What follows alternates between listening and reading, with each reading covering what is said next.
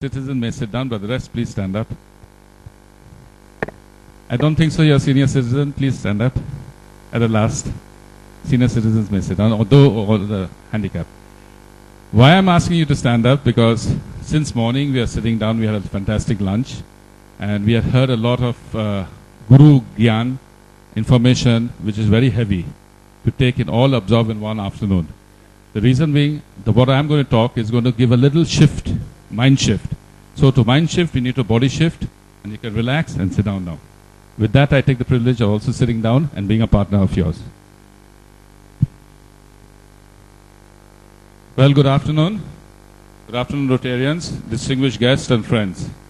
I take this opportunity to thank our District Governor, Uttam Ganguly, Rotary International District 3291, and the Financial Literacy Committee, and the Rotary Club of Calcutta East, Southeast, the host, and my friend Kanak for giving me this platform to spend a few minutes with you. This 1 minute over. But this is a must introduction. Without that, it doesn't go. Okay? What I'm going to talk to you is something very truly diversifying your asset investments. My talk is going to be international markets. Why diversify and where in the international market, and how the quickest platform what the government of India allows us to do. We can today invest in overseas direct investment like the FDI is bringing money, foreign direct investments, foreign money coming into India. We are talking rupee going back out through the exchange control into whichever foreign exchange country you want to invest in. But your money is invested outside India. We always think that India is such a big country and this is one market we all are putting in. But I'm taking diversify. Take certain amount, like we are saying, put it in different asset classes, fixed deposit, debt, income funds, equity, bank deposits. I'm taking it a little one step further ahead. A certain amount of your portfolio must have this diversification if you are wanting to be a true investor. Okay? I introduce myself. I am Udayendu Das, a Rotarian, right now working with Duncan Lorry Private Banking, which is a total British bank. I was erstwhile with DCB and ABN AMRO Bank. And I am no financial guru. Please do not misunderstand. If anything I say, please, you can quote me directly, but not the philosophy, because I am no financial guru like the others.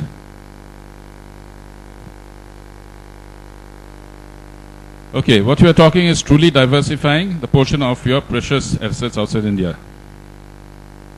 So how do one do it?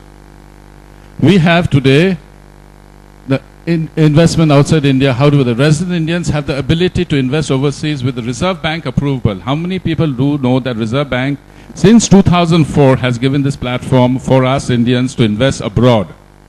Since 2004. And if you believe it, the numbers that have invested 2004, 5, 6, 7, 8 till 2009 is minuscule. Minuscule is not the word, no, it doesn't come into percentage even. So what they are doing, they are trying to push it more forward and giving a lot of scope to invest through the liberalized remittance scheme, which is known in short. If you have a pen on the table, note it down, go home, do some research. Liberalized LRS, okay? And the outward Indian foreign direct investment, which is known as ODI.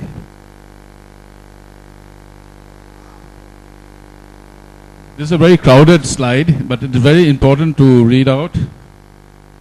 Permits, what is a liberalized remittance scheme? Permits Indian individuals to externalize US dollar 2 lakh per family member. $2 lakh तक per family individual, एक calendar financial year में, that is April, March, can remit outside in shares, and you can invest, including the minors, mind you. In shares, debts, instrument, overseas listed company holding property of foreign exchange with foreign banks, income from such investment can be retained and reinvested outside. This is not Hawala, this is not all those Cayman Islands or jo bolta je hum log offshore. This is any investment done anywhere abroad is called offshore. That's the language. But people misuse the understanding of offshore.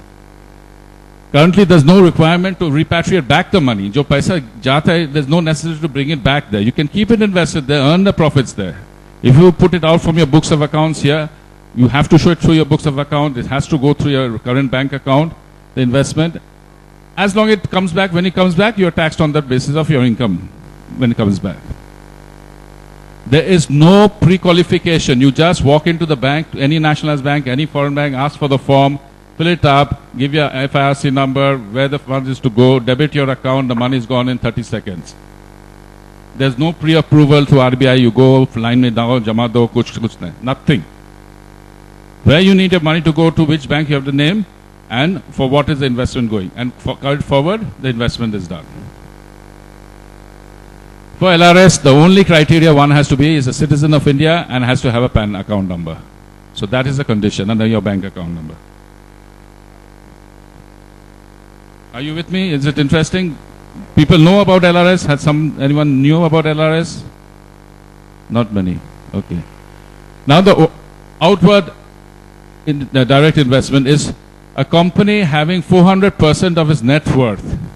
Okay? Has to be profitable company. Up to 400% of the net worth as a date of the latest audited balance sheet in any bona fide activity, except he cannot invest anywhere in the world in real estate and in banking activities. So he cannot buy and sell real estate properties, say in Dubai to China or Spain or Australia or Portugal, which other country, or Greece, whatever. And he cannot put it into banks directly or have another banking account open there. I mean, banking, putting in banks, open another bank there. This is also a single window ticket, but as the volume below 5 million, you don't, this is a single window ticket. Below $5 million is a single window ticket.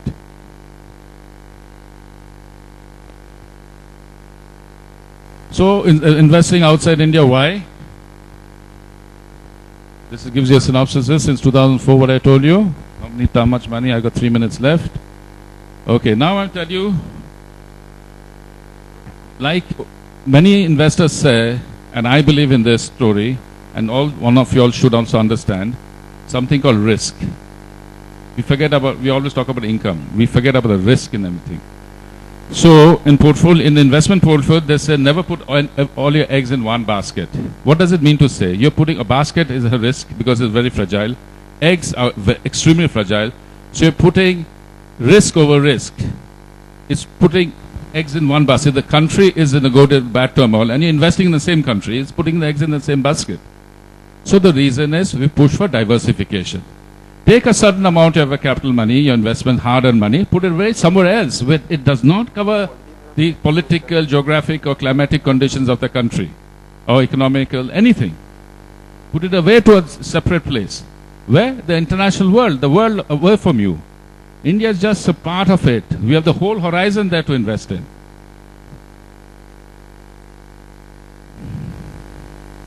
So the diversification is the most important thing which I'm trying to inform.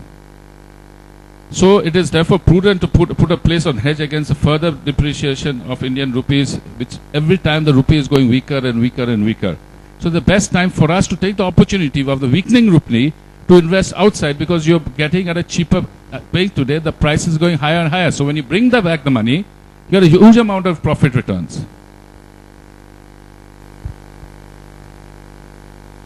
Okay, this will explain, the few next slides will explain